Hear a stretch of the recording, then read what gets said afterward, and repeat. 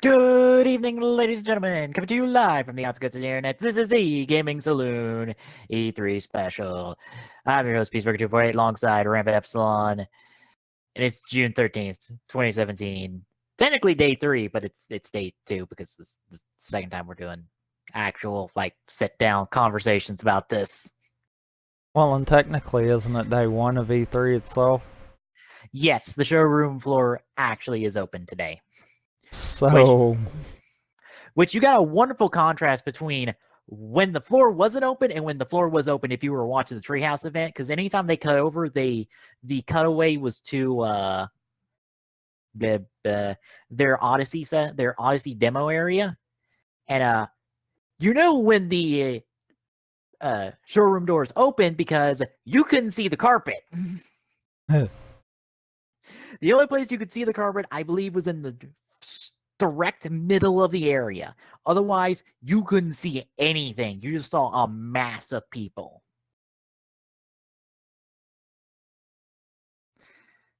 So, yeah. So we're going to talk about the 4 press conferences we have to talk about. We're not going to talk about Sony because you can just go watch the uncut version of our reactions to the Sony press conference and get everything you need to know about our thoughts on Sony. and we're not talking about Devolver Digital because that was the waste of space this year. Yes.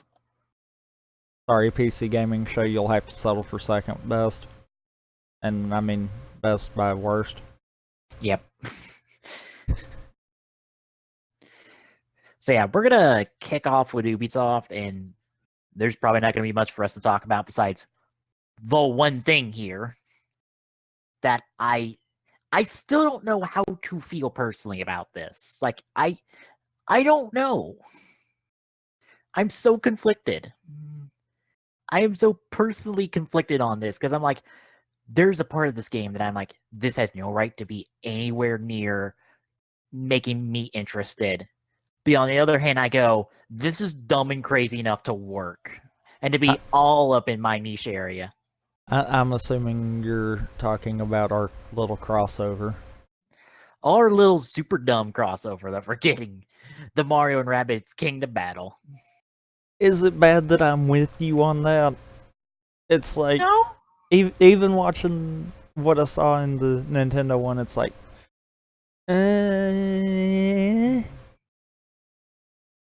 like maybe they'll do a demo. They did a demo during Ubisoft. No, I mean in a playable demo that okay. everyone can kind of get their hands on and maybe get a little more input on it, because it's like, maybe it's in that gray zone of this probably shouldn't be a thing, but this is a thing and it might be good. Yeah. Like, okay, for those who don't know what this game is now, if you've been ignoring this game because you didn't think it'd be any good for like the entire time, here's the breakdown. This is essentially Mario Rabbids XCOM. It's an XCOM game.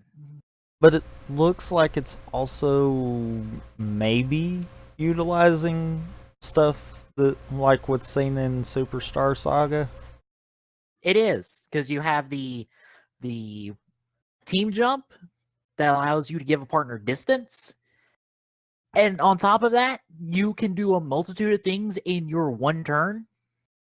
Like, fuck, what was it in the Ubisoft demo that I don't have the whole thing clipped in the supercut? Like, you had one of the Luigi Rabbit take a super jump from Mario, land, do a check into the enemy, stop, and then shoot the enemy all in one turn. Right? That was a move he did? I don't know. I didn't see the Ubisoft part of it. Okay. Yeah, I'm just like, I think my reaction was, well, this isn't for the kids, because that was a fairly complex maneuver you just pulled off. Like we have Mario, we only have 8 playable characters. playable characters outright. There are no more playable characters besides Mario, Luigi, Peach, and Yoshi, and then rabid versions of those 4 characters. Which it's looking like you're gonna have Mario, Luigi Rabbit, and Peach Rabbit, and then probably save slash unlock slash de-brainwash the others. Well, Peach is running the castle in the demos I've seen. So it might be like going off recruiting or rescuing them, and maybe Peach will be like one of your first like actual recruits. Well, the reason I kind of put it that way is because I know there was one cut in the Nintendo one where the Yoshi Rabbit appeared to be attacking the player. Okay. So it's like maybe it might just be the rabbit characters. I don't think they'll do that to the Mario characters. I don't know. Granted, we have a rabid Donkey Kong in here, and I'm what? Yeah, it's a big giant rabbit with a fucking Donkey Kong tie on him. It's one of those that I feel like this game might just be crazy enough to work. It looks like it is, to be honest. And Ubisoft kind of has a good thing going with the Rabbids. And on top of that, doesn't have too many flops on games. Not really. And looking at Nintendo and being like, okay, they partnered with Ubisoft. Chances are this isn't going to be bad. Because Nintendo would not purposely throw Mario under the bus. Nor would they have Shigeru fucking Miyamoto show up at your Ubisoft press conference to intro this sumbitch in person. It's one of those, both parties apparently feel pretty confident with the title, because this is kind of both companies' big flagship cartoonish characters. Uh-huh. Maybe? Like I want to have hope for it, but at the same time I'm like, I kind of want to have my hands on it first. Yeah. Or God, at least have heard from someone that I feel comfortable with trusting that has had hands on with it. Because bear in mind, we're not the only people who've done this 180 on this game and are all of a sudden like really interested in this. Everyone I follow on Twitter, I swear, has come around on this game or is excited for this game to some capacity. Fucking Ty Tuesday, who was ready to shit on this game, even though he said it would be for the kids, but he was ready to shit on this game, is all of a sudden 180 on it. And is just like, yeah, fuck yeah. Like, Pro Jerry's excited for it. Mega G Wolf's excited for it. Like, so many people I follow are excited for this. And I'm like, oh my God. How? How? Like, I was fully expecting this game to be bad, but no! I think that's what it is, though. And that might be why we're both like, because we both came into this expecting it to be a complete and utter train wreck. And then to turn around and it's not, and in fact it might actually be good. And I was so not expecting this to be a tactical RPG. I figured this would be some, like, third-person shooter thing. Like, I was expecting a fucking tactical RPG. What? I don't know. I kind of was expecting some kind of RPG concept, because a lot of Nintendo's tosses ever since Super Mario RPG has kind of been that direction. Yeah. It either spins off into that or sports titles. Yeah. Because they don't really know what they can do properly. Mm-hmm. Which is weird to say, but yeah, Nintendo really does not know what else they can do with Mario besides platforming. Mm-hmm. But I guess to hit the gameplay a bit more, you travel between the tactical maps. Those tactical maps exist in the overworld, and you literally just walk to them and walk in and start the battle. There's an ability to replay any map in the game built in automatically. There are a multitude of game objectives, not just like kill all enemies. There are escorts, there are reach areas, there are kill one specific enemy. I'm just like, this is sounding more and more like a proper tactical RPG. Like they were like the guy mentioned escort missions, and I'm like, what? For this game? all this work into this game. If this becomes really good, I think the internet's gonna snap. Because this is not gonna comprehend. I kind of hope this goes really good, but at the same time, I'm like, okay, I'm a little bit skeptic on this too because one, the concept seems a little like out there. Yeah. But two, look at the last time that Nintendo had a decent RPG style game that a third party did. Didn't quite end too well. Yeah. Oh, also there are ability trees and weapons. Like equipable weapons. Like That part honestly doesn't surprise me too much. Uh-huh. Because of the background both franchises have had. Mario has an Overwatch. That's literally one of his abilities is Overwatch. And like the tactical RPG, it is cover to cover. It is straight up XCOM because it's cover to cover. You have covers and flanks, and a part of me wants to go, how long can I play this game with just the Mario characters? Because I want to do that as a challenge. I don't think it will work. I have a funny feeling, how long do you want to play with Mario only? Because as long as I can. Because I'm having a funny feeling that you're literally going to start with Mario and 2 Rabbids and have to build from there. I'm okay with that. I'll go solo Mario. I'll fucking do a ball busting challenge because I don't like the rabbits. Also, I feel bad for MatPat. Oh my god. Think about Mario's height. Oh no. Okay. Think about every incarnation with the Rabbids around humans. So either someone shrunk Mario or someone grew the Rabbids. Something happened. I know MatPat's already got a video about regular sized people in Odyssey that was like some point this weekend, but I haven't watched it. I'm almost at the point of he needs to just give up on trying to get Mario's height because it don't exist. Here's an idea. Nintendo, just give him an official height and just say that's they have. Height. Oh. Here comes the problem though.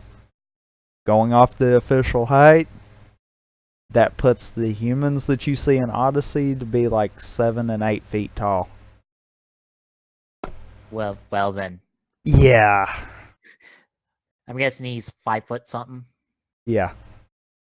I'm wanting to say it was like 5'10" or 5'11" or something like that. Alright. Yeah. Well, in other Ubisoft conference news that hasn't... That was the first thing, mind you. We're not talking about this out of order. No, they literally started the conference with that. And yeah, this article list isn't in alphabetical order. Yeah. That was so stupid. Yeah, I believe this is actually in conference order.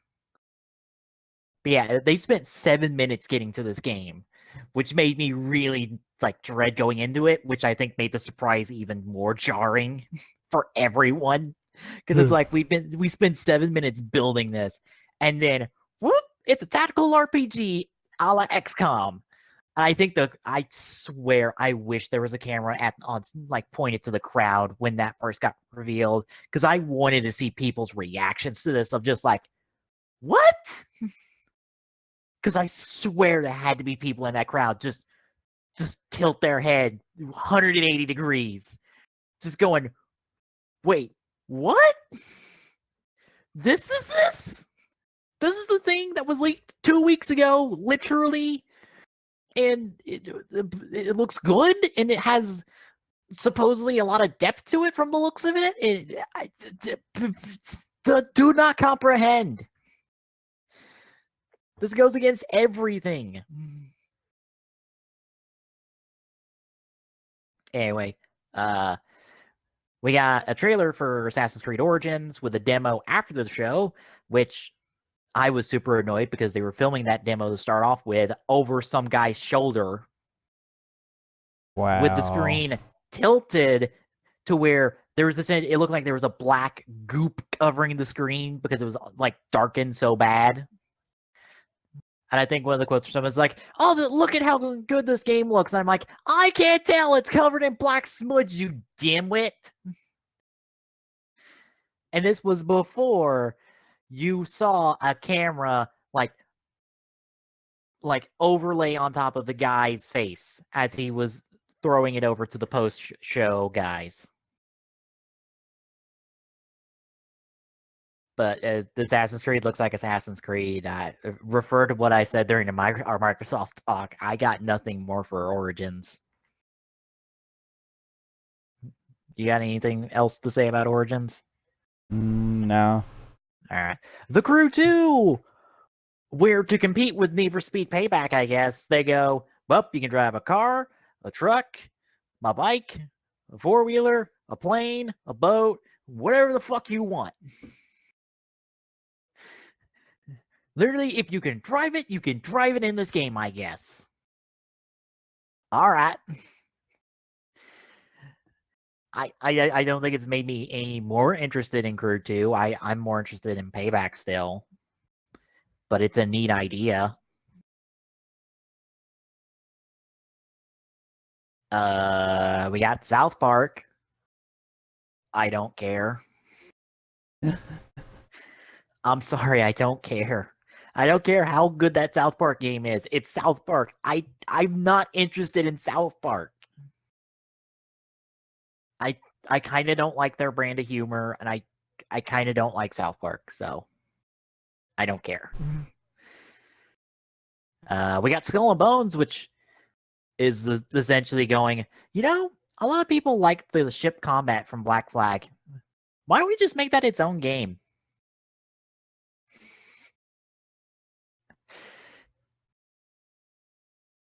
So you have Skull and Bones multiplayer game, 5v5 combat. That was the demo they showed off, and it looks pretty good. You got different types of ship. You can customize their ship. You got different game modes, I assume, and they tease that, oh, hey, we're going to have sea monsters in the game like big-ass krakens. I dig it. It might turn out good. We got Transference, which is a VR game they said nothing about. We got Just Dance 2018 with fucking multiple Sub-Zeros dancing to start with. Yeah, don't ask me what that dance performance was. I tuned out after a while. Also, I believe isn't Just Dance 2018 still gonna come out on the Wii and Wii U? Yes. Alongside the Switch? Yes. It's also coming out on the PS3 and 360. So let's just go all the way back. It's literally coming out on every console that is still being made, and some that aren't. Well, if you think about it, it's coming out on every console that has some kind of motion control. Yeah.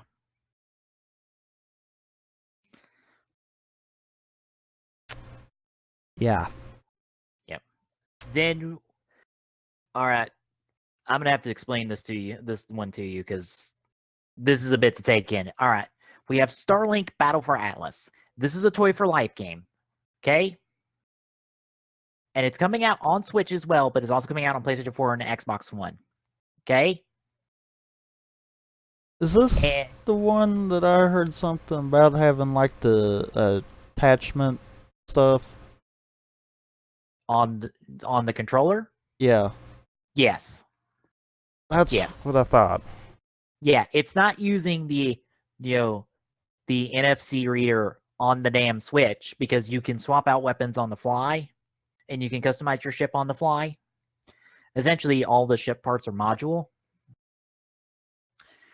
But all of the stuff is on the controller. Center on the controller. It doesn't look good and it doesn't look comfortable. It's one of those that, from what I was grasping of it, it sounds like it's taking a Lego Dimensions approach, but doing it in the most obscure way possible. Yes. But you can buy the stuff digitally, so you don't have to get the toys to get the content. So, let me get this straight here. We have a game that has pretty much forced DLC. It's just dependent on, do you want something to show for it or something in game? Yes, I think. This might not go over too well then. I don't think it will, but it looks good. Like, it shows you going from space into planet. It looks like a proper good space game. Except for the dumb gimmick attached. Exactly. And some of the ships look cool. And I love that you can mix and match parts to customize it and mix and match weapons for the situation. That's a neat idea. Too bad there's a lot of other crap attached to it. And it probably sounds good on paper about the whole being able to basically build your ship on your controller while you're playing. But does anyone have any ideas about how uncomfortable, and I'm more talking about the Switch side of it, because the Xbox One and PS4 controllers have a little bit more room, but the Switch controllers don't? I believe it is literally, the attachment is literally on the middle of the Switch, like, dock. Or not the dock, the Joy-Con dock. It's literally attached to the middle of the dock. Because I believe at the end of the trailer, you can see how it's all attached. Because that might be the easiest way to see how it all attaches to controllers. No. I think I'm going to try to pull this up then. Alright. Because I kind of want to see this dumb, crazy, weird I'll try to get a time code for you. Actually, I wonder if that article that they've got linked there has About a a picture. 2-minute marker. It's not the best because all the controllers are black. Yeah. There again, the black color scheme. Ooh, I just realized something. Ooh, ew. That's bad. That's worse.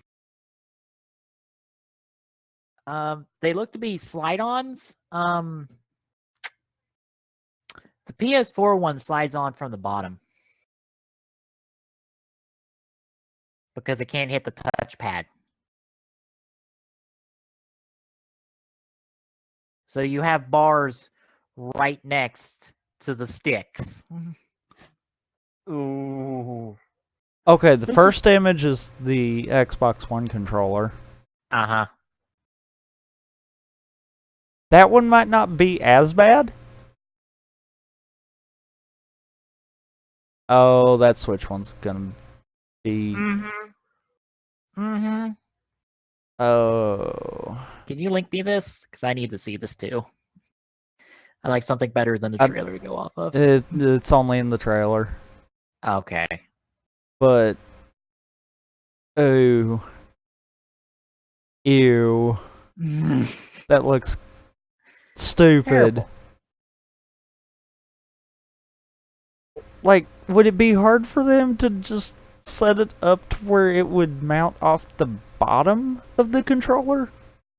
Like, I feel like that would be the easier method where it wouldn't be in the way of the buttons. The PlayStation 4 one does, I believe. But then you run into the problem of the sticks. No, I mean, in like, instead of being up above the controller, be down below the controller kind of deal. Oh. Yeah, that could work, but Like, invert that. Because I've got the Joy-Con grip right now, holding it. mm-hmm. Oh my god, that would... Oh god. No. By the way, this is from the Splinter Cell Blacklist devs. Also, the spacer, at least for the Switch one, Mm-hmm. looks to be about the same thickness as the Joy-Con grip itself. Mm. So, taking that into consideration and then having the massive thing on top of it. Holy freaking crap. Well, I have another question. How stable do you think this stuff is?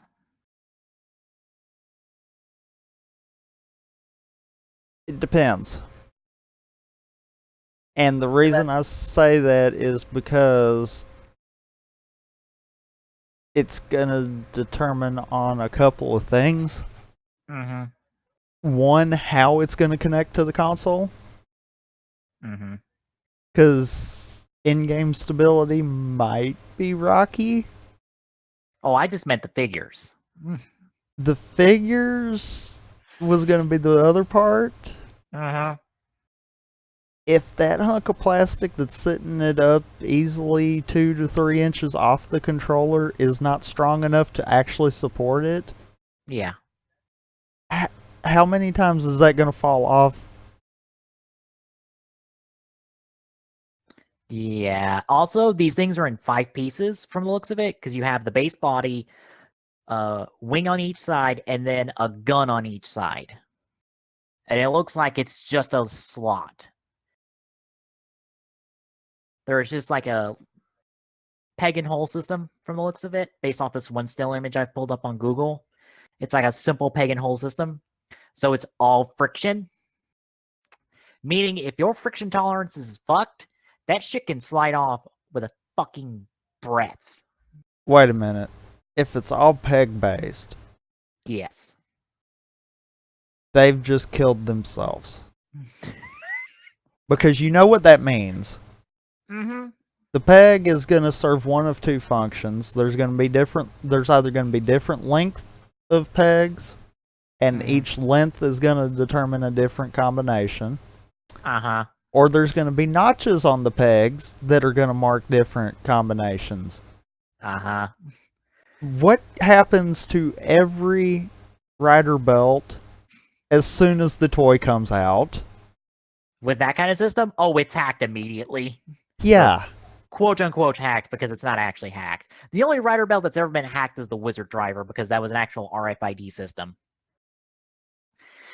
So, what's going to happen? Unless this shit's got RFID chips in it, which, if it does, why the fuck does this shit not have its own base? Or why is it not using the Switch's own internal fucking shit for this? At some point, and see, it's sitting too high, because I was going to say at some point it has to have a way to connect to the console. It could use the Switch's NFC reader, but no, it can't. Yeah. Because you have to literally have it on the right stick, or it will not read it. Yeah. I have fought with my amiibos that I leave in the plastic stand cases that they're in the packaging. Some of them will not read. I have to take them out and physically touch the bottom to the thumbstick. So that's too high for an NFC reader for the Switch. So what the fuck is this working off of? At that point, it has to connect via Bluetooth. Because that's the only thing that all three consoles have in common. This sounds like a bad idea already. Especially seeing as how, because of hardware failures, that was why the left Joy-Con in some Switches were getting screwed up. Oh, God. This is getting worse. They're not planning this too well. Oh, no. That's a good idea on paper. That's not a good idea in practice.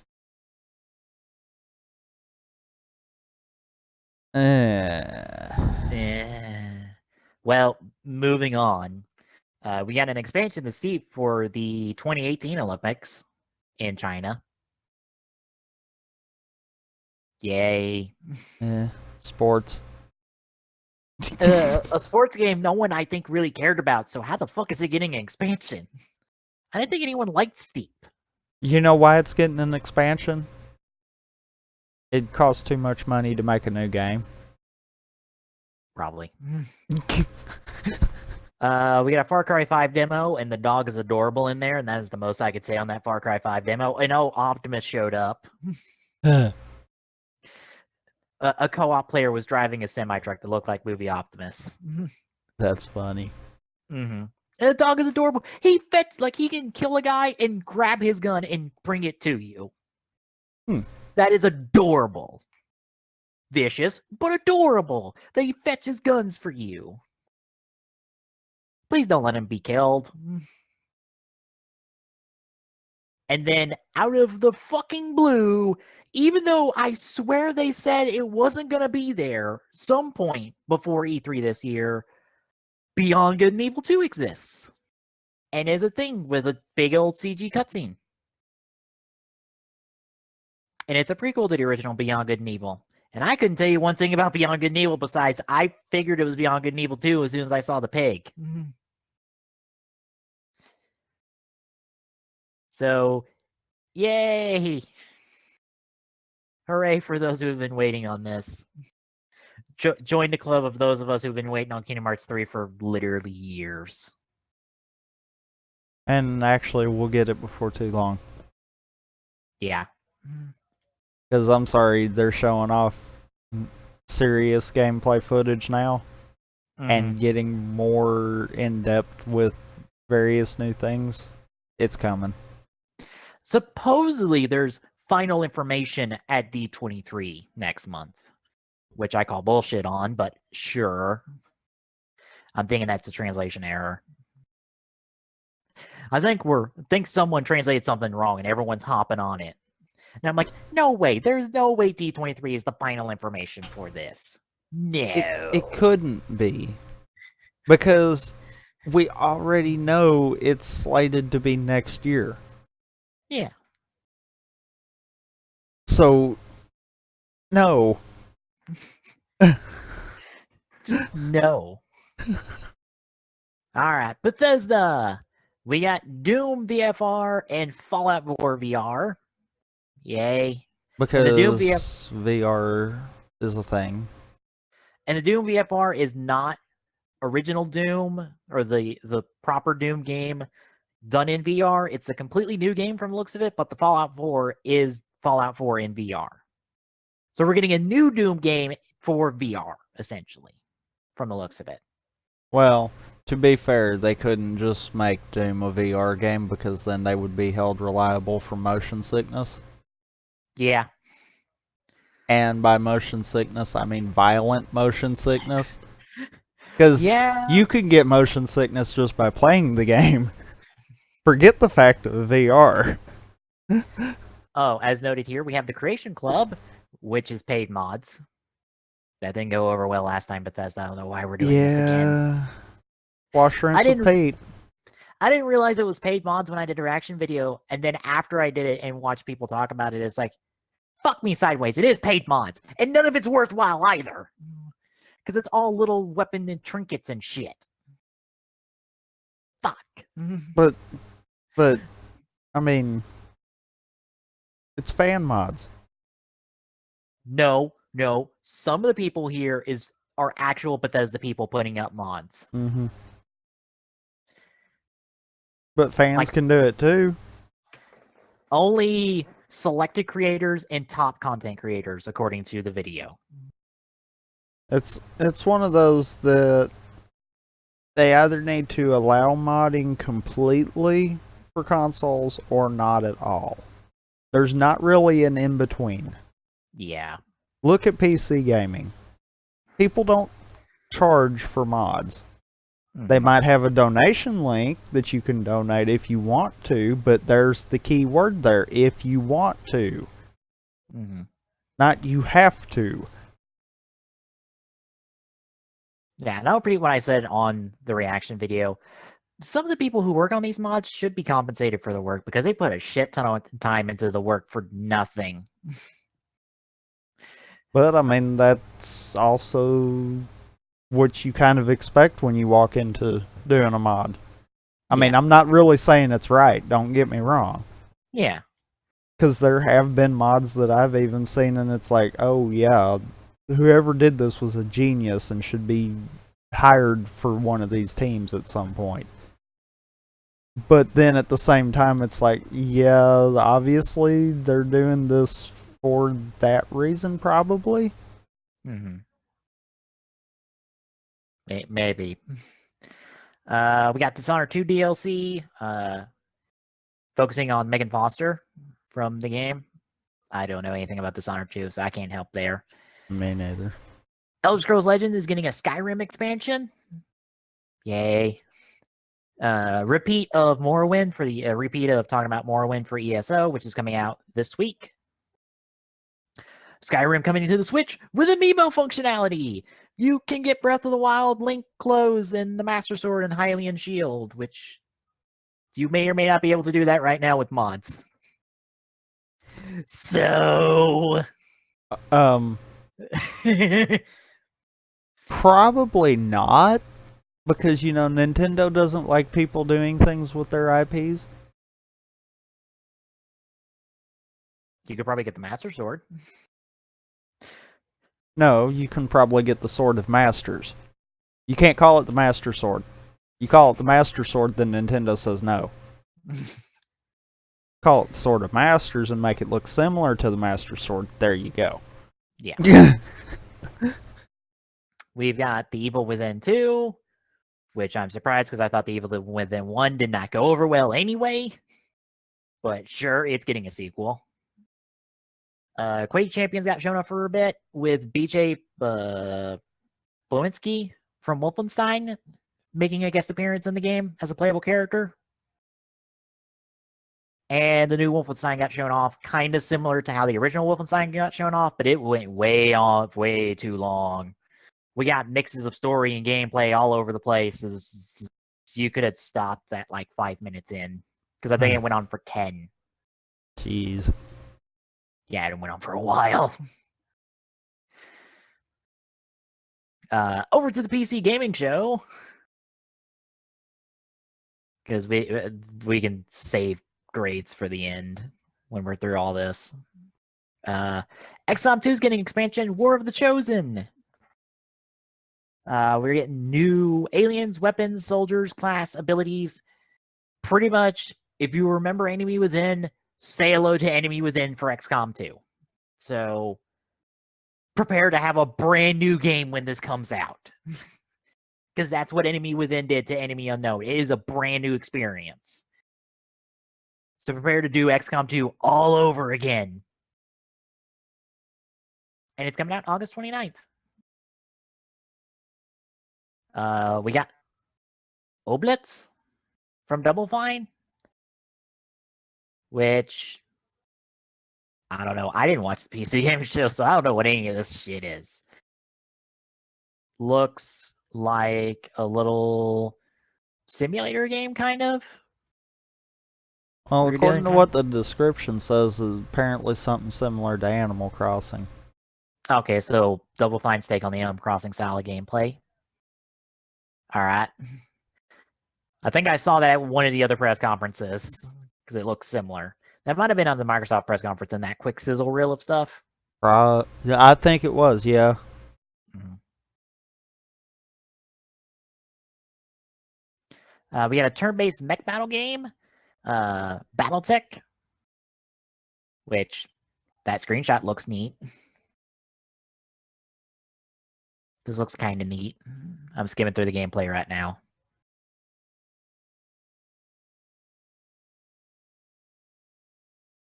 And I kind of like what I'm seeing. Mountain Blade 2 Bannerlord. So more Mountain Blade stuff. Total War Warhammer 2. Shadowverse Wonderland of Dream or Wonderland Dreams. I have no idea what that is. Trading card game. Intel stuff. I'm just gonna skip that. Tunic. I have no idea what this is. Cutesy Fox and a Legend of Zelda-like adventure. Okay. I'm trying hard to break Firefox right now. It looks kind of neat. Pugbat is getting some updates. You can vault, you can climb, and you have more weather effects and a brand new gun. Modding and new maps are in the pipeline. But they are mainly focusing on stability because they have kind of a memory leak issue at the moment that they still haven't fixed, I think. Yeah. I seem to recall hearing Ty saying stuff about that. Mm-hmm. Let's see. Killing Floor 2, Summer Sideshow, some more stuff for Killing Floor 2. Forza 7 got mentioned. Sea of Thieves got mentioned. I feel bad for Sea of Thieves now that the other pirate game is out there now. I don't know. I think it'll do. It depends on when they both release. And now that I'm seeing 2018 on both of them, uh-oh. That might be a problem. Nintendo's smart enough to not let Rare go under like that again. They kind of learned their lesson from Kinect. I was about to say, this is all Microsoft consoles. Nintendo has no stake in this. I know. But they learned from Kinect, because what wasn't mentioned at all this year? Nope. Last night got mentioned again. Got Wildlands, which is a thing. Griftlands, Lone Echo, Lawbreakers, Wargroove, which is from the creators of Starbound and Star Valley, and it looks like an Advanced Wars-esque game. And then Miller of Shadows of War got shown off. So a bunch of stuff, most of which I don't care about. Which is why I didn't watch this to begin with.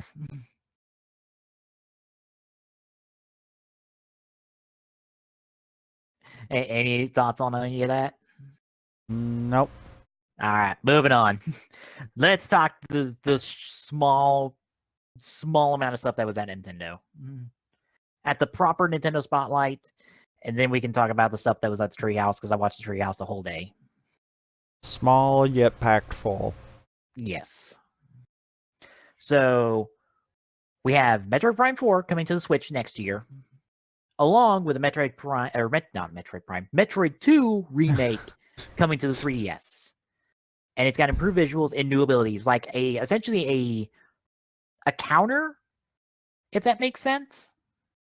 Like a counter melee attack. Like if an enemy's coming in to attack you, you can like do a counter hit.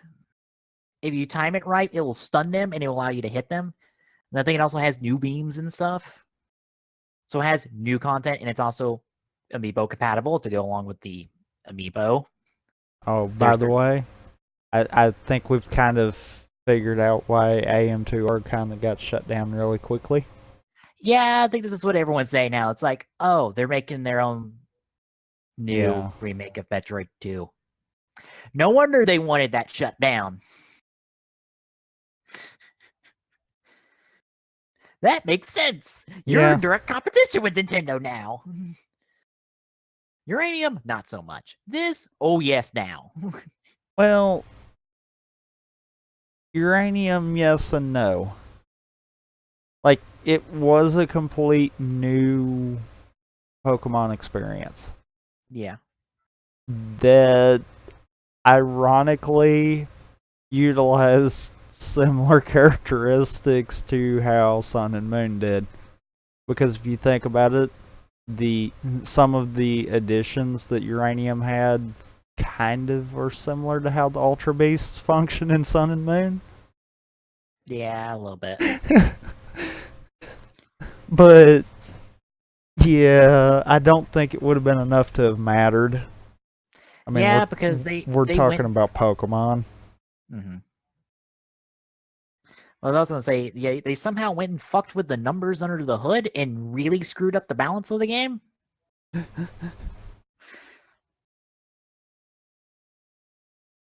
got a brand new Kirby game that is 4-player co-op, and Kirby can get like special like powered up version of his normal copy abilities. Like if he has sword, and if one of the other players is a fire person, he can get essentially fire sword.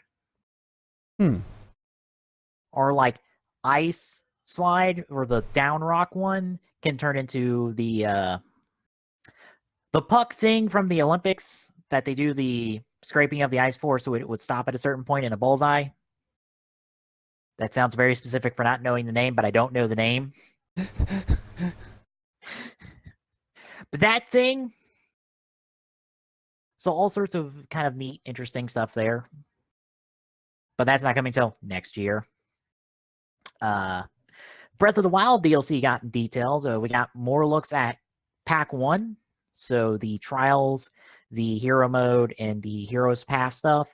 And DLC Pack 2 has been named. It is called it's essentially connected to the 4 champions. I forgot what it was called. Champions Ballad. Yeah. And I'm guessing it will focus on the 4 champions. I'm kind of hoping that it does more, not so much flashback, but more of like backstory concept, where you're actually playing out the events that occurred up to there. Mm-hmm. Maybe how Link ended up becoming the Master Swords chosen, and how these 4 people became champions. Or maybe if, I mean, I know the story does a good job at explaining it, but maybe kind of elaborating on some of the in-between. Because really the flashbacks that we see are kind of just the highlights. Mm-hmm. So maybe having that in between would probably help too.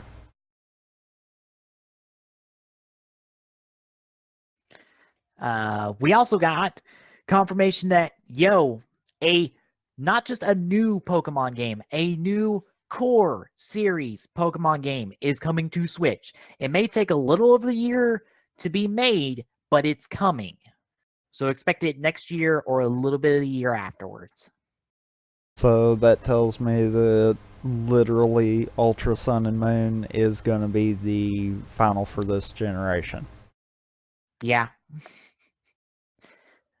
That's probably why no one was expecting it. Because it's like, yeah, they are working on a Pokemon Switch game. They're literally working on one from the ground up, which isn't that something I said a while back for that direct? Well, you know, what kind of also seems weird, didn't we hear they were doing an RPG that wasn't Pokemon? Because I'm wanting to say we heard that they were doing an RPG that wasn't Pokemon. They were hiring for a high profile, or they were hiring people for a high profile RPG game, I believe is what you're thinking of, but it didn't state what. And it was coming from Game Freak, and it's like, well, what other RPG franchise do they have besides Pokemon? Yeah. I think that's what you're thinking of. It might have been. I don't know then. But yeah, they're it's pretty much a ground up new Pokemon game for the Switch, which is something I said they were doing since we were getting Ultra Sun and Moon a while back. Because I felt like since we were getting Ultra Sun and Moon, that was what's gonna happen. Well, it's one of those that obviously the Stars announcement. I mean, te- words. The Stars Rumor. Yeah. When it was going around, obviously everyone was thinking Switch. Mm-hmm. Chances are that's probably just the code name they decided to use for Ultra Sun and Moon. Most likely. Because at this point, okay, assume Stars was the Switch one. Mm-hmm. That wouldn't be a new generation, that would be the same generation. Mm-hmm. Therefore, they would have had something to have shown at this point. Mm-hmm. So by not having anything to show, it's like, yeah, that got jumped really quick. Yeah. By the way, Kirby had gameplay footage. Metroid Prime 4 has a title card, and the fact that it's not being done by Retro Studios and it's still being held by the main Prime director. So we I'm still don't kind know of what leery Retro's on that working on. one. Yeah, we still have no idea what Retro's working on for the Switch because they're supposed to be working on something for the Switch, but they're not. Because I'll be flat honest, when I saw that for Metroid Prime 4, I figured for sure Retro had it. Yeah. That was my initial thought. It's like, oh, so this is what Retro's working on. Cool. Then you told me that, and I'm like, oh. Well,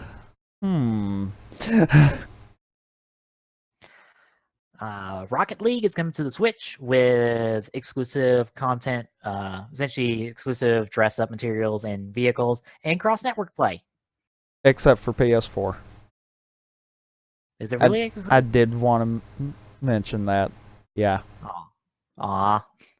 Well, I It's have a going to PlayStation 4, but have cross-play with Xbox One and Steam. But, yeah, no PS4.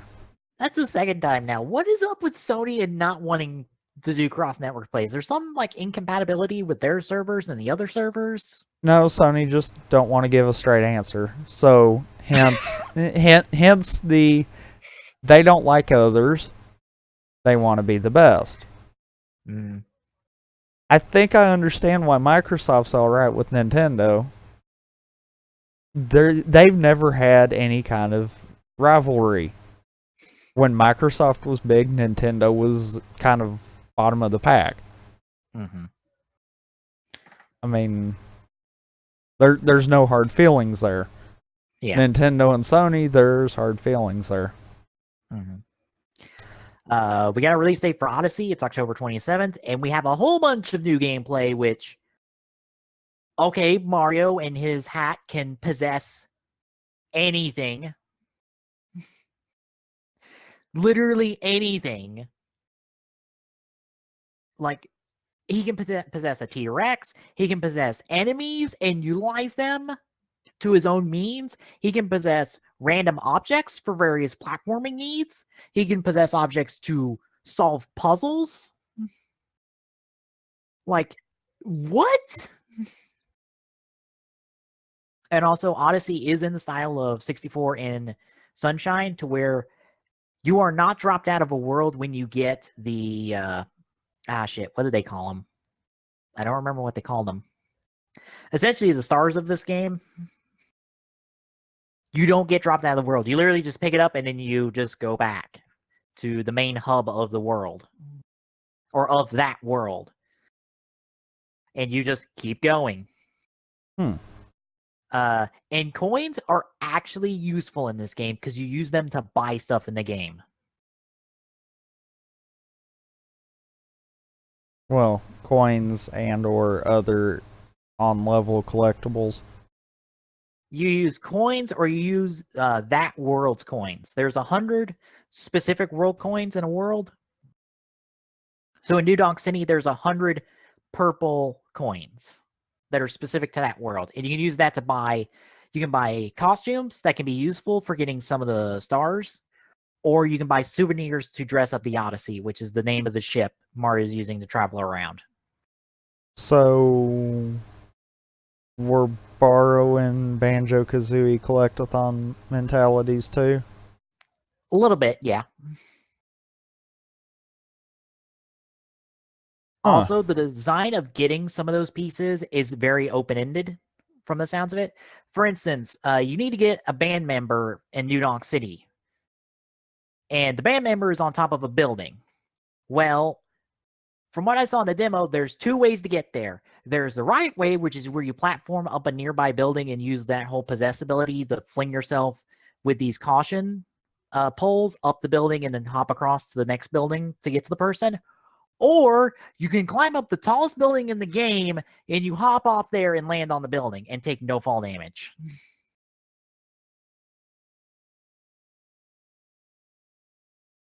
So is there no fall damage period, or?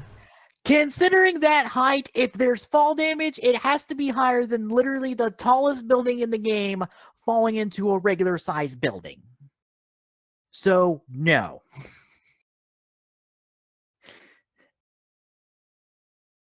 Like, literally, this is tall enough that Mario should be dead off any other Mario game in terms of fall damage. But he took no damage. So we're continuing the trend of Nintendo treating everyone like they don't know how to play a Mario game. Yes. Just when you think they can do something right, they try to screw it up anyhow. Also, you'll have various murals on the side of the wall that look like old 2D Mario or essentially original Mario stuff. You take a pipe into those, and essentially you do Link Between Worlds, where you kind of do standard basic platforming through them in order to progress through that mural and get to the other side.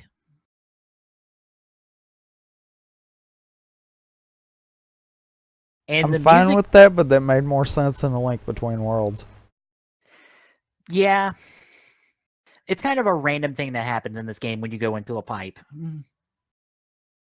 Because you see this mural and you'll see a pipe and you go in the pipe and then you pop out as regular Mario or as old Mario.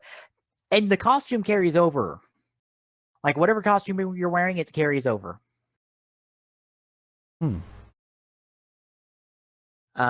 Bosses, I guess, are the standard 3 hits to kill. And you're up against evil, rabid wedding planners who are trying to stop you from interrupting Bowser and Peach's wedding.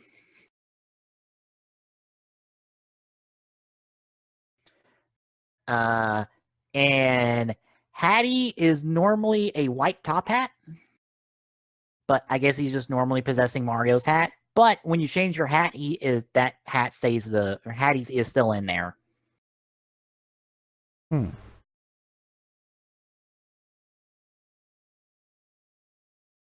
But yeah, it's all looking really good. Like really super good. And I'm hopeful for this new Mario game.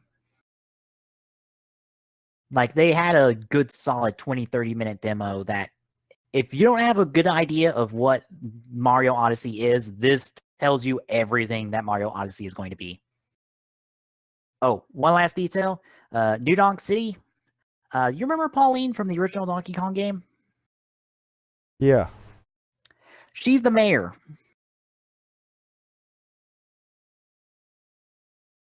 And she's a singer. Yeah. Confusion! No. Well, it gets more interesting. The main theme for Super Mario Odyssey, which has lyrics, those are implied to be sung by Paulina. Or Pauline.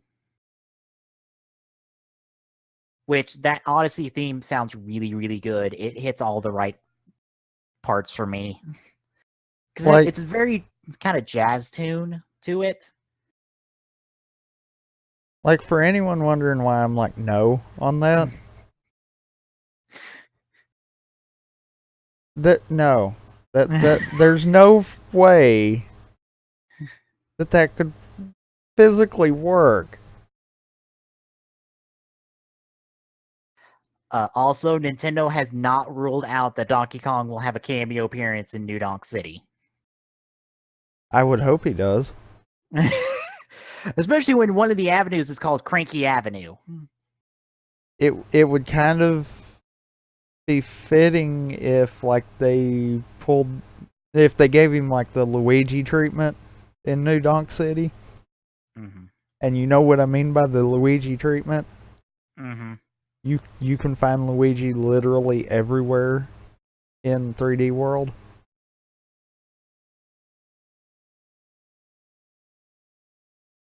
So yeah, that would kind of be cool if they did something like that. Yeah. Yeah, Odyssey's looking really good. We have 4, maybe 5 worlds confirmed already. 2 you get there's 3 demoed in the treehouse today. There's New Donk City, there's the desert area, and then there is a jungle dome area that has 2 distinct parts to it. It has the top foliage part and then a deep woods part that you get to the deep woods part by jumping off the edge. And the game doesn't tell you that you can get down there, so you kind of have to take a leap of faith.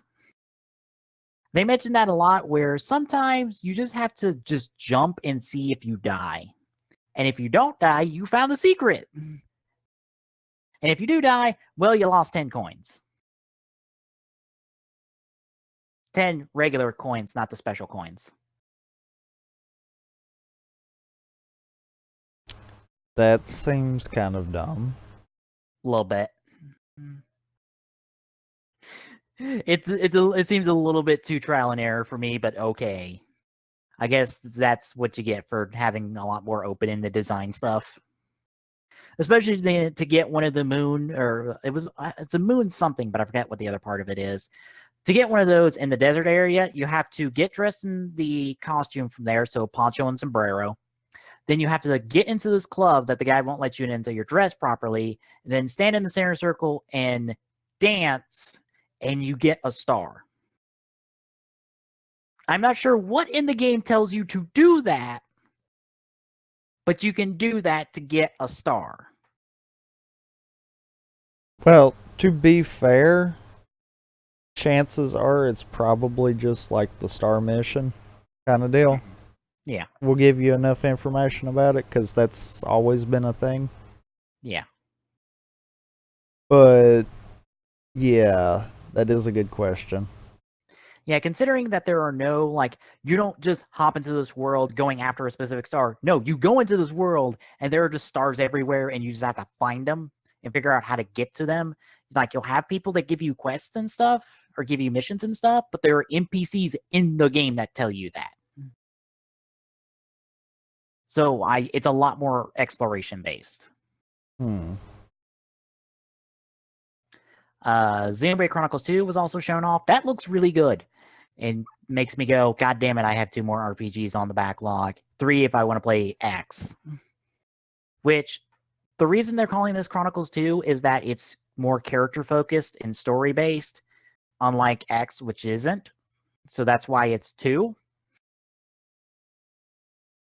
So that's the reason they gave. So basically, what I'm hearing is you could skip X if you wanted to because you're not really going to miss anything on the story.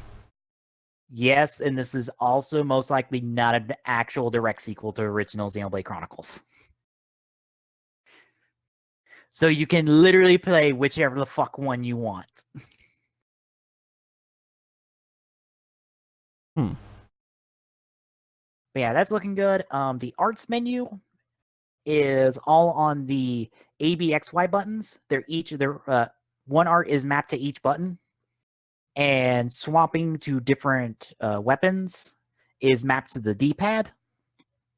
Bear in mind, you attack automatically in Xenoblade Chronicles, so there's no need for an attack button.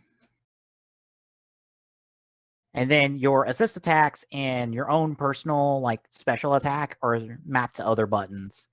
It ends up being a bit messy on the UI, but it still looks fine enough. Also, they gave it to the same localization team, so all European accents again. Yes. Fire Emblem Warriors was also shown off. Corrin is in the game, female Corrin. They haven't shown off any other characters. Wait, no. Female Corrin, Ryoma, Xander, Marth, Chrom are the 5 returning characters, plus the brother sister from when we talked about it before are in the game. It's usual standard Fire Emblem game, or usual standard Warriors gameplay from Hyrule Warriors, except you can order your AI companions to go somewhere and either attack something or defend something. Huh. You can straight up order them to go defend a place or go attack a place. You also have RNG level ups. You have the pair up system in there from Awakening and Fates. You have the affection system. So the bond, or the not bonds. I want to say S-Links, but that's Persona. The support system from all Fire Emblem games is also in here. The weapon triangle is also in this game. It looks good. And they also have a Coliseum mode, which is more focused on one-on-one fights. So it's you going through essentially a boss rush of characters. So yeah, that's looking good. Apparently Ty doesn't like it because it's not as good as other proper Dynasty Warriors games, I guess. Like, he doesn't like that Xander is always on horseback. And I'm like, okay. Apparently, Dynasty Warriors is some level up from Hyrule Warriors and Fire Emblem Warriors, which I think is fine. I think it's okay as long as these are good, that they're intro level. True. And a new Yoshi game, a new Yarn Yoshi game was shown off.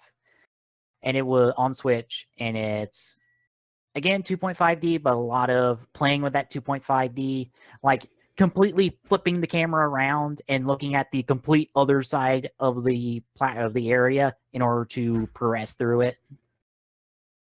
And the usual stuff you expect from that kind of game. Essentially, it looks kind of Little Big Planet-esque, but they both have same art styles. It's just there's a lot more playing with the ideas of the materials we're working with in the game. So, yeah. I guess that'll cover Nintendo, unless you have any other thoughts. No. So what'd you think of all the press conferences? I feel like they were all right. Yeah. Like, we didn't really have any of them that just completely swept the store all the way around. But I feel like each of them actually had something to contribute to this time around, which is usually tough to say. And I mean, obviously we're excluding Devolver because that was literally just a time waste. Yeah, and I didn't personally watch the PC Gaming Show. I don't think you did either. No. So we can't really speak to that, but I feel like if you are interested in gaming, out of all these conferences, you're at least going to find one game you're interested in. Really, I'd say between all the press conferences, you're liable to find at least one in each of them. Yeah. Because all of them had a good mixed bag. Which doesn't really happen that often. Not really. Like, I know in past years it's usually more boiled down to Sony and Microsoft and who can do better. But this time I think they were all pretty much on level playing field going in. skimming through the Excel doc we have access to, see if there's anything we might have missed on the stuff we could cover. Nope. I mean, personally speaking, in terms of overall, I'm probably the most interested in the stuff that Nintendo has. Yeah. But at the same time, I'm like, okay, what they did announce that we didn't know about already did have my attention completely. Mm-hmm. Like, even Rocket League's kind of on my radar because I like the portability of the Switch. I just don't know if I can justify buying the game a second time. That's my problem. Especially when I'm hearing about this Switch tax that apparently, like, some Switch games are being sold $10 higher than on other platforms. It was for more like it was for titles you wouldn't normally run into, but yeah, Huh. I don't know why that was being the case. I don't either, but that's weird.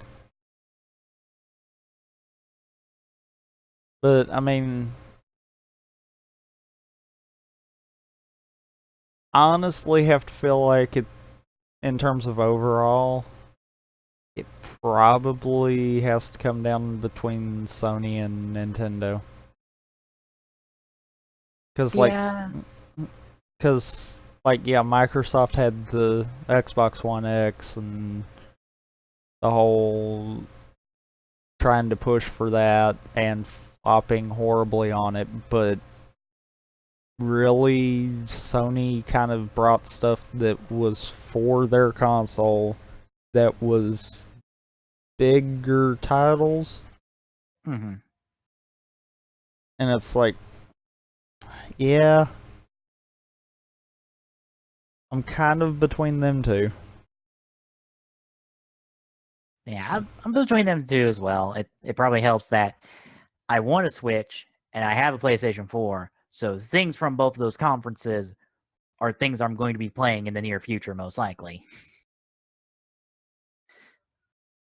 Hell, I played the Infinite Story demo that came out last night.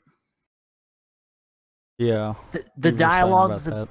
yeah, the dialogue's a bit weird, but the combat feels fine. Granted, I'm no Marvel vs. Capcom veteran. The most I played was a little bit of Marvel vs. Capcom 3. But it feels fine. It's probably not as flashy as the normal Marvel vs. Capcom, but I liked where the story mode's going. Of yeah, Sigma and Ultron merged their universes together, and now the heroes are trying to unmerge them. And along the way, they're like, well, we need the help of the Infinity Stones. We're probably going to need Thanos for this. So I guess we're going to go break Thanos out of Ultron Sigma's prison. I just kind of wish the demo didn't feel like it took place like in the middle of the story. I wish it was more of the beginning stuff. But I guess they did that so you have like a good feel for a bunch of characters. You play as at least 8 characters in the whole demo. Oh wow.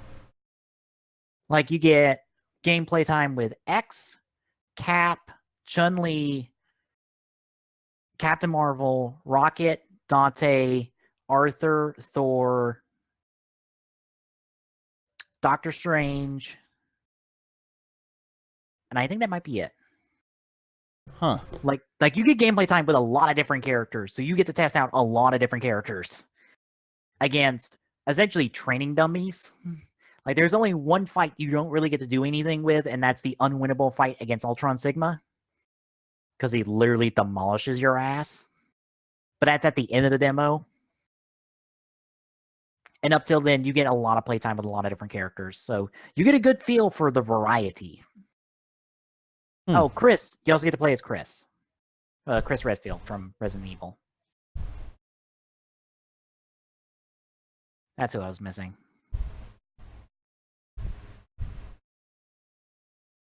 But yeah, it's I would say Sony and Nintendo are the ones I'm most interested in. Microsoft, there's nothing there I'm interested in that I could get on PC. So the whole point of their conference is moot for me. Ubisoft didn't really hit me because I'm not as interested in their franchises, and I'm also not a fan of Beyond Good and Evil. So that Beyond Good and Evil 2 surprise is just does not register for me. I think that's kind of what happened with me. It's like I like some of the stuff Ubisoft does, but everything they were showing off was kind of on the meh, that's a thing for me kind of deal.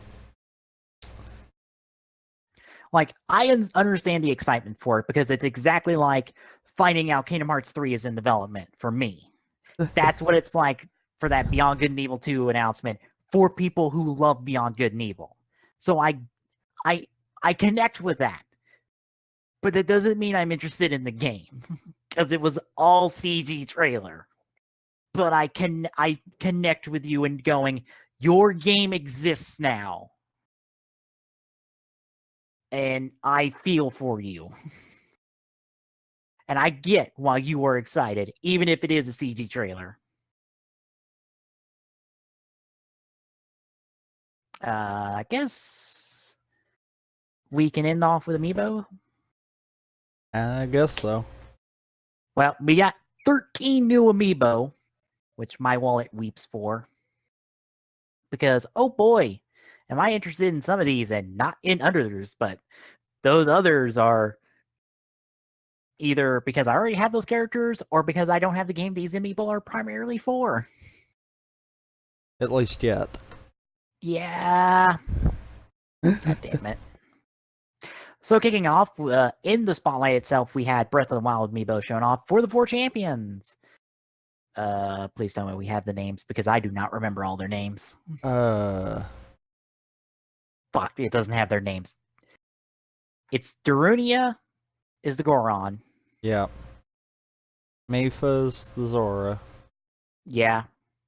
Rivali and God, I cannot remember her name right now. Okay, I was like, Falco? That's not your name. That's my name for you because you are fucking Falco. You are literally Falco in my mind with your personality, so. Yeah. Yeah, I don't remember her name at all. Dang it. Because I'm like, Impa! No, Impa's the old lady in the game. Shit.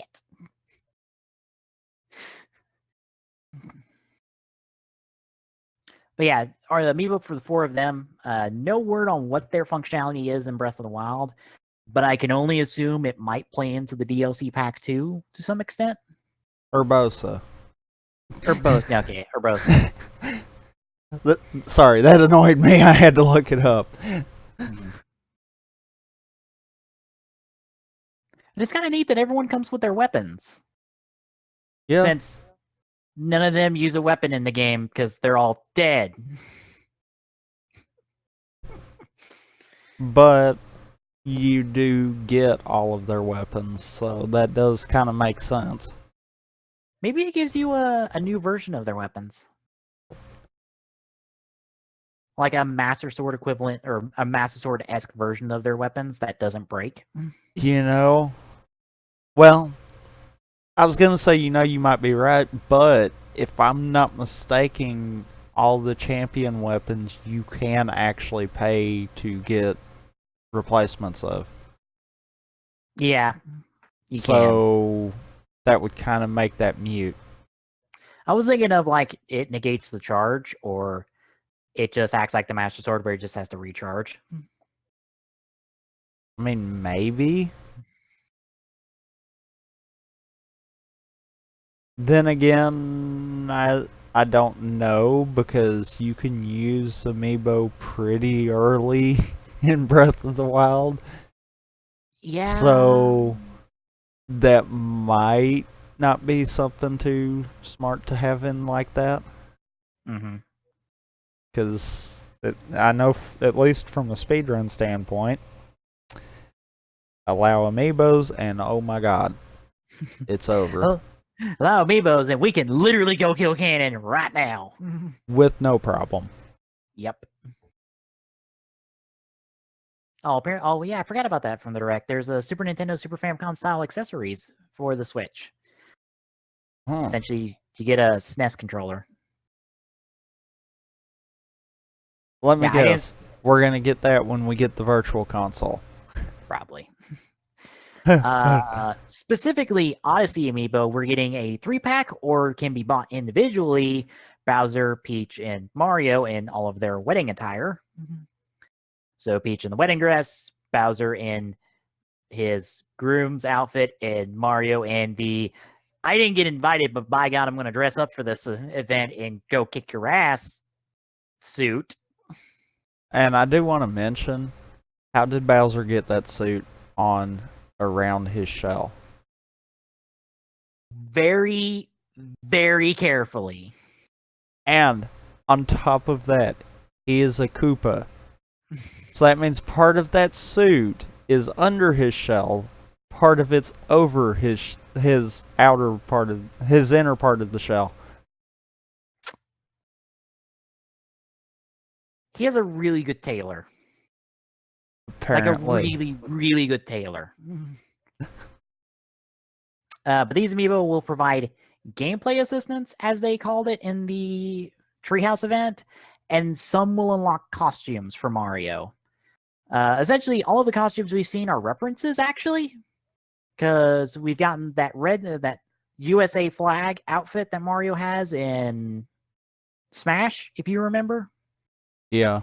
You can unlock that in the game. He has a Safari outfit that is another reference that he's worn in the previous game. He's also got a sombrero and poncho outfit, and he has what was the fourth one? There was 4 of them.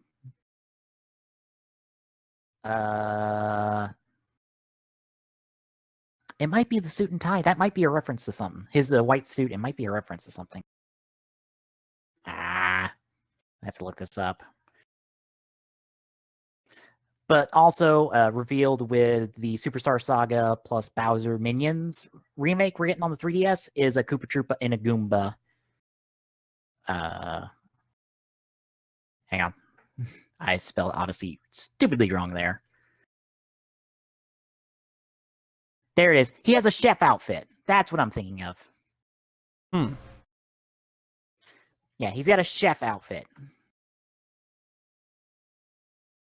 Those are 4 outfits that have been seen in the game, along with his suit outfit. I assume you'll be getting that from the amiibo.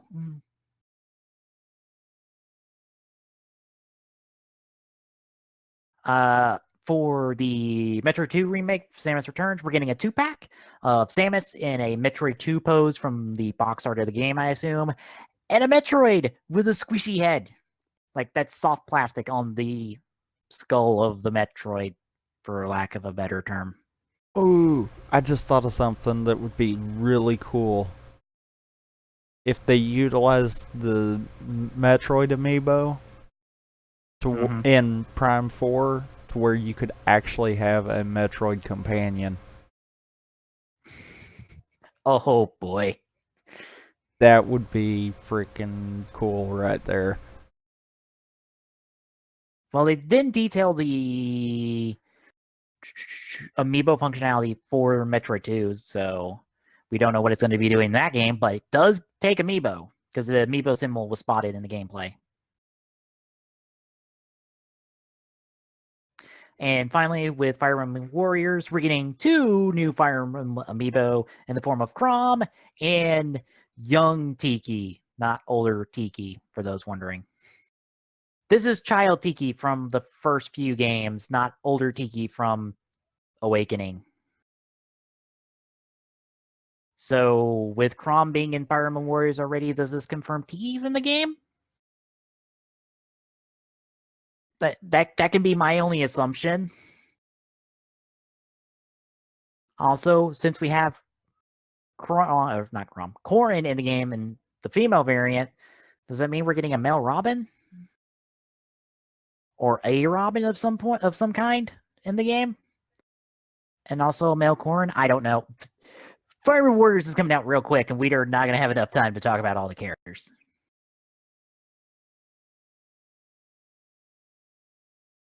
So yeah, we have a shit ton of amiibo. What are you interested in? Definitely right out the gate the Metroid ones. I have yet to get any Breath of the Wild amiibos, so I don't know. I kind of more want to see what the Champion amiibos are going to do first. Yeah. Because we literally got, okay, here's the amiibos. And not a word about what they actually are going to do. Yeah. And this also, these 13 amiibo go alongside what is already to come in the next couple of months, but it's not to come, the Splatoon amiibo and the Smash amiibo and the Pikmin amiibo. Because they are all on display in one long-ass cabinet at E3, and God help us all if they announce more tomorrow. I'm going to die if they do. Because I can't handle this. By the way, the SNES controller you were talking about, Yep. as well as the NES 30 arcade stick, holiday this year. Yay! Meaning that I pretty much did just call it without looking at it. Also, as pointed out by this article, that Crom and Tiki amiibo have the same, look like or actually they have an exact similar base to the Alm and Celica amiibos. Can we not do a Fire Emblem line? I thought my amiibo collection would slow down and be like just not happening with the end of Smash. No, well, I'm just gonna be collecting Fire Emblem from now on. Thank God I moved it to the top of my desk. I'd be out of room if I didn't. Because that risers I have them on, yeah, that's the length of that cabinet they were originally on, where all my rider stuff is. I could literally not fit any more on there. I could cheat and maybe get the last 3 DLC last 3 DLC Smash Fighters on there. I wouldn't be able to get, what, 2, 4, 6 more? Because I'm picking up Crom and Tiki. I'm kind of obligated to as a Fire Emblem fan. Especially to get Crom to go on alongside Lucina and Tiki, because fuck it, why not? That's the same Tiki that appears in SMT Cross Fire Emblem. I'll count it as an SMT Cross Fire Emblem amiibo, even though that game does not take amiibo. Because that's the same Tiki. Almost the same costume, to be honest. I want that Metroid, and I don't mind getting a second Samus, since I already have 2 Links. And I'm getting the Goomba and the Koopa Troopa to go along with my Boo. Because I have a Boo amiibo. I might as well build. I fear for someone who decides I'm going to troop build the minions in the amiibo line for no reason. I'm not interested in the Odyssey stuff unless they do something very specific to Odyssey to pick them up. And any Breath of the Wild amiibos is going to have to wait till I decide if I want to actually play Breath of the Wild on Switch, even though I have Wii U and I could literally go buy a copy for Wii U and play it. The glory thing about the amiibos, you can use them on the Wii U version too. I know. And I have all of these amiibo that I could use for it because they're all compatible. They all just, it's only the non-Legends Zelda ones they'll just give me random crap.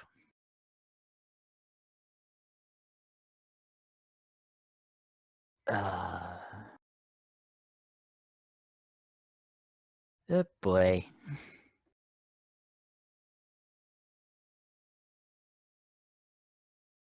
Okay, apparently someone doesn't like the new Marvel vs. Capcom because they're complaining about Capcom when Capcom did incredible games with incredible art direction.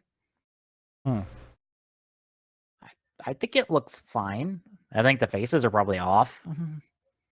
And the dialogue could be a little bit better, but maybe that could be improved. But anything else for the press conferences? No. All right. Well, tomorrow it's all stuff on the showroom floor, which I haven't seen anything come out for the showroom floor just yet. So I'll probably be checking all day tomorrow for stuff. And maybe if anything new comes out of the Treehouse event tomorrow. I know Halo Wars 2 DLC news came out of the Xbox's own streaming event. Which, is it just me, or did everyone not start doing their own streaming events until Nintendo did it? Pretty much, yeah. Because I was like, yeah, now Sony and Microsoft and Ubisoft are all doing their own like post press conference events, just like Nintendo started doing for the Treehouse event, because they didn't want to spend dozens and dozens of money to rent out a theater to go present a whole bunch of trailers, which is one of the best sum ups for all the press conferences I've ever seen. Yeah. Show a bunch of trailers and clap. That has been E3 press conferences this year.